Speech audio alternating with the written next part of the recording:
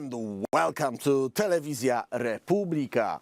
First up, the latest reports from Ukraine detail the deadly consequences of Russian aggression over the past 24 hours. Russian attacks have killed 5 and injured 31 across various regions in Ukraine, including Kharkiv, Zaporizhia, Donetsk, Sumy, and Kherson. Ukrainian defenses, air defenses, successfully downed 50 out of 69 Shahid-type drones and the cruise missile launched by Russia overnight. Not that high kill ratio of those flying devices as we would expect, and definitely lower than in the previous attacks that we reported about a couple of days ago. Turning to the battlefield, the General Staff of Ukraine reports staggering Russian losses since the full-scale invasion began in February 2022. To date, Russia has lost 603,010 troops, including 1,210 in just the past day. One day, I mean, the number is really big. Additionally, Russian forces have lost 8,522 tanks, 16,542 armored vehicles, 13,900 drones, and 367 aircraft, among other equipment. According to the Institute for Study of War, Ukrainian forces have continued their offensive in Kursk Oblast, making new advances. Meanwhile, Russia has redeployed units from Chasiv Yar to counter Ukrainian operations in Kursk. Russian forces have also made gains near Toretsk, Pokrovsk, and Donetsk city. In a significant development, Ukrainian forces targeted a Russian S-300 air defense system near Novoshatinsk in Rostov Oblast. Explosions were reported at the site, with the strike's accuracy still being assessed. In the Pokrovsk sector, Russian troops are suffering heavy losses. According to the report from Matesh partisan movement, the 15th Separate Motorized Rifle Brigade is reportedly in disarray, facing equipment failures and high casualties. Finally, in what can only be described as incredibly impudent notorious war criminal Vladolf Putler compared Ukraine's incursion in Russia to 2004 Belsan. We remember those horrific scenes, school massacre, which is outrageous in a way, because as for now we know it, and there is a huge literature showing the involvement of Russian FSB, the Putin's secret service, in this terrorist attack from 2004. Today, the war criminal Putler visited the school for the first time in almost 20 years, quote, paying tribute to the victims, end quote, at memorials including a cemetery and the site of the destroyed school where some 330 people died in the hostage siege. It's very important to remember what kind of message is behind this kind of outrageous visits. FSB, the secret service that controls Russia and was in the first days of total control under Putin's regime back then, had to face this kind, and actually was organizing this kind of events because of its own terrorist idea of controlling Russia and invading other states with the means that were designed by FSB itself. After 20 years, coming back over there and comparing the long-standing effects of their own policies that are being, in another way, in a different manner, but shown right now, while Russia is losing its own territory in the consequence of an attack on sovereign state of Ukraine, is really outrageous. That's what we are going to talk about on my show. You can find us here on rackracon.com. That's our website. You can leave us your email. You can click subscribe on our YouTube channel. If you leave us your email, we'll get back to you with our reports, and we will dive deeper today in the nature and anatomy of this Ukrainian offensive against Russia on Russian territory in Kursk region. My name is Michał, and this is Racon We Rollin. Are you ready? 3, 2, tonight, to talk about what is going on, I always tend to be puzzled when I say it, on the Kursk offensive during a different war than the Second World War, is one and only Chuck Pfarrer. Chuck, great to see you again. Thank you, sir. Good to be here. Usually when people who are dealing with history or military issues are talking about Kursk offensive, they are talking about something totally different that we are going to talk about right now. But it means that geography in this part of the world, as in any part of the world, is a king of warfare in a way, which I assume is the reason for which exactly this is one of the locations where Ukraine decided to launch its offensive. Chuck, we didn't have a chance to talk about it, so I'd like to have your say, your opinion. Our viewers would love to hear your voice on what is actually going on over there. What's the reason, what's the nature of the first incursion, and now it looks like an offensive of Ukraine on the territory of Russia? Well, one of the things that set this up was last year's congressional arms embargo against Ukraine. When the United States failed to ship those arms, myself and other military analysts said, Russia will take advantage of those arms shortages this summer, and they will launch, well, I don't want to call what they've done an offensive, because in the true military fashion, what Russia is doing this summer is not an offensive. It's an increased tempo of operations. People were asking, why doesn't Ukraine go on the offensive? Why don't they do this? And one of the answers that I and other people said, Ukraine had not constructed the preconditions necessary for a successful offensive, right? One of the things that you need, we talked about this, you need air defense to cover your own maneuver elements. You need superiority at the point of contact. You need surprise, you need mass, you need all of these principles of warfare to do it. So Ukraine was able slowly to resupply itself into strategic reserves, and then it looked around the battlefield, the entire zero line, and it saw that Russia, with its uptake in offensive operations, it was strong everywhere in the east. So they looked to the north, where Russia was weak, and there the preconditions existed. Russian forces were badly disposed. They weren't in good positions. They were not mutually supportive, and their situational awareness was abysmal. So it was Kursk that was ripe for a Ukrainian offensive. About 14 days ago now, Ukraine started with some reconnaissance elements, some special operations forces, and now they are more than 40 kilometers deep into Kursk Oblast. And one of the things I'd like to say, the amount of surprise that they were able to inflict on the Russians in the 21st century is amazing. Russia owns orbital satellites. They own reconnaissance systems, but they were still totally surprised. And one thing that was really impressed me from the beginning, of the invasion force, there are 3 battalions of Ukrainian special operations forces. That is a huge proportion of the invasion force, and that's one of the reasons they penetrated so deep and so fast. I really even don't know where to start, because I got, tons of questions as always. But let me start with with coming back to the similar, at least on the early stage, events of this war that we already discussed in the previous months. We had this kind of small incursions, small Ukrainian groups or so-called free Russians that were operating within the Russian territory, but they were just doing raids and withdrawing from the territory. This is something different. So what is the difference between what we see right now and what we saw before? And what was the role of those previous incursions in the thing that we are seeing now? That's a really good question.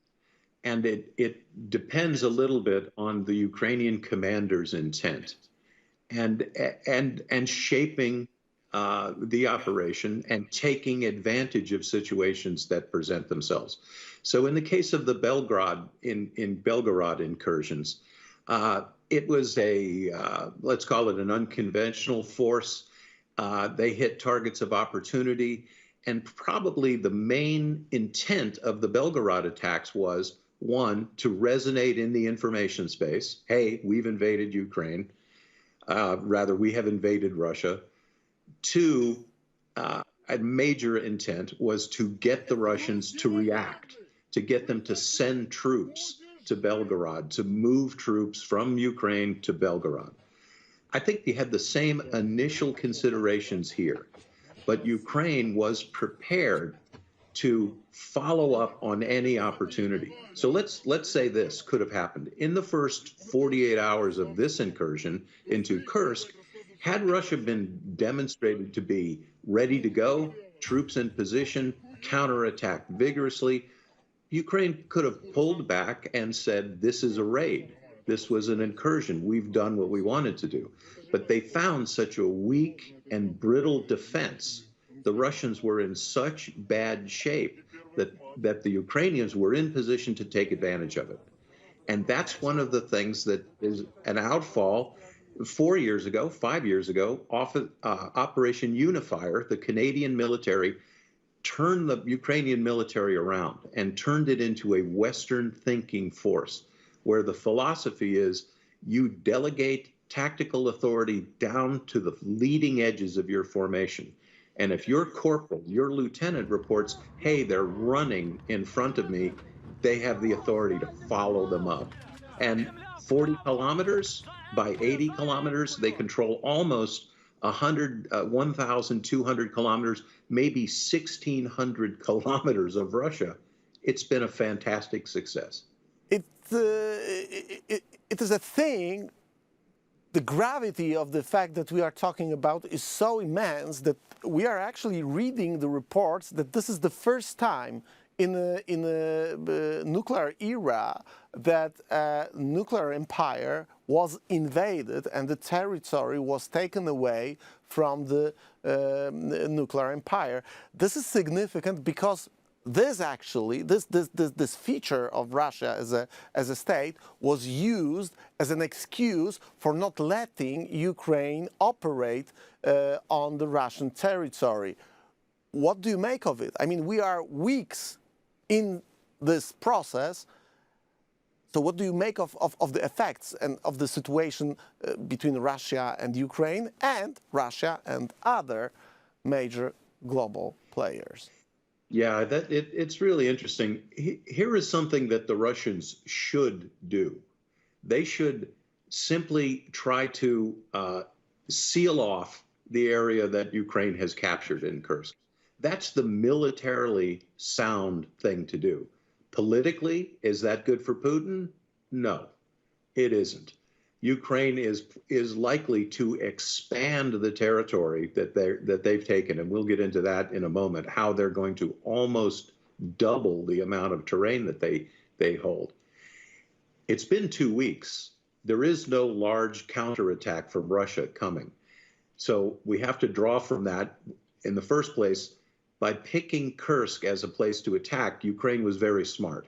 They looked at how long is it going to take to get Russian reinforcements to Kursk, and they realized it would be a long time. I don't think they thought it would be 2 weeks, but it would be a long time. So in this case, Putin is going to eventually have to do something. But I think what they perceive right now is that they are succeeding in the east, and maybe they're going to put Kursk on the back burner. However, it's still a chunk of Russian territory, as you've said. No one's invaded Russia since 1940. So it's an interesting, it stands on its own. Is Russia a paper tiger? I don't know. You tell me. So you actually mentioned it. So what is the game plan for Ukraine right now? We see that the territory that Ukraine is controlling in the region is not Kursk itself yet, but we are approaching, we as a people who are watching this and supporting the free side of this of this conflict. It is Ukraine that was invaded in the first place. The Ukraine is a side that is defending itself during this war. So how should Ukraine defend or expand the territory that they control in this part of second front line? I assume that's the way we should call it. Well, to the west of so Ukraine has penetrated on a salient north towards Kursk. They're not close to Kursk now, but militarily, the Russians have to act as though Kursk is threatened, and in truth, it is. To the west of the Ukrainian salient is the river Sen, which runs east and west. Actually, it goes from west to east. Underneath that is about 460 square kilometers, the size of Luxembourg. There are Russian troops operating there. We don't know their number, but we know the units from which they likely come. There were only 3 bridges connecting that terrain, the size of Luxembourg, to the north and east. There were bridges at Karze, Zavonyo, and Glishkovo. They have all been blown up by Ukrainian HIMARS strikes, but what's more interesting to me is Ukrainian airstrikes took out 2 of them. So President Zelensky has asked talking heads like me not to speculate about what is going to happen to this territory, so I won't, but I will tell you what it tells me about the state of Russian affairs. Ukraine has established localized air dominance in this area. They've been able to carry out airstrikes on Russian territory. F-16?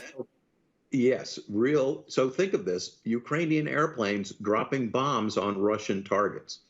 That means that Ukraine, among its other preparations, we talk about those preconditions, it was able to move air defense assets into Russia. So to clamp that air defense dome over Ukrainian maneuver elements. And it's created a situation where Russian fighters cannot shoot down Ukrainian strike aircraft. We also see Ukrainian helicopters operating in Kursk. So they have really changed the dynamics of the battlefield in what to Putin has got to be important terrain. They're operating almost at will in Russia. It's a big, big achievement. Okay, so switching the sides here from and analyzing the perspective of Russia on the other hand, so what logically, if we can, apply traditional logics to activities of the state, but what Russia should do right now, they are operating on territory of Ukraine, they are gaining terrain over there, but in the same time they are losing terrain on their own ground. So what do you expect Russia to do about it, given we don't know the state and the number of troops that Russia has available over there, but will they move troops from the territories that they're fighting on Ukraine? What will they do? Well, Russia will be forced politically and militarily to respond to the Kursk invasion. I just recommended that Russia sort of try to play this down and encapsulate Ukrainian gains. But one of the reasons I give the Russians that advice is they're not going to be very good at taking this terrain back. I've heard estimates that Russia will have to send at least 30,000 troops to Kursk to try to push the Ukrainians out. So that's roughly about a division. Isn't it the number that they gathered ahead of summer on the territory of Ukraine? Well, no, this is, Russia's going to have to come up with 30,000 fresh troops and get them from somewhere, whether it's the Far East, and they're going to have to attack Kursk. But here's the problem. Russian morale, Russian leadership, Russian combat effectiveness is so bad that instead of 30,000 troops, which would presume a roughly 3-to-1 superiority for Russian counterattackers, I think they might need 60,000 troops. or 80,000 troops. Because we look at other places on the battlefield, like Crimea, for example, Russia has 10-to-1 superiority. They cannot get to the Zherebets River. They've been trying for 16 months to go 4 kilometers, and they can't do it. So when I recommend to our Russian listening guests, you should try to seal off Kursk, I say that because you risk a major military disaster on your own territory, because I don't think you're up to it. And we'll see, I mark my words, the occupation zone in Kursk is going to expand, and it's going to expand in the next 10 days. So what is the end game here from the perspective of, I don't know, we've heard for the first days when Ukrainian troops moved into territory of this Kursk Oblast, we've heard that there's a kind of a bargaining chip, that Ukraine is trying to get some land to trade it for some time. The space that we are talking about is not huge in terms of the territory of Russia, but is definitely significant if we compare it to the areas and territories that are controlled by Russia and belong to Ukraine. So are we talking about this kind of game plan from the perspective of Ukraine? I think, it is that, and it is a couple of other factors that make this more, just slightly more complex. Here's something that no one is talking about in the press. In 14 days, Ukraine has grabbed more territory in Russia than Russia has been able to take in Ukraine in 8 months. Wow. So is it a bargaining chip? Sure, it can be. It's also going to be a thorn in Putin's side politically until he ejects the Ukrainians from Kursk. And like I said, it's not going to take him conventional numbers, 30,000 troops, a couple or 2 divisions. The Russian combat effectiveness is bad, and it's getting worse all the time. Their gains aside, they've made gains in the east, but in the months of May, June, and July, Russia lost 70,000 troops. That's terrible. That's horrendous. That's about 10% of what they lost during the whole 3-day special military operation that they planned initially. Chuck, my final question.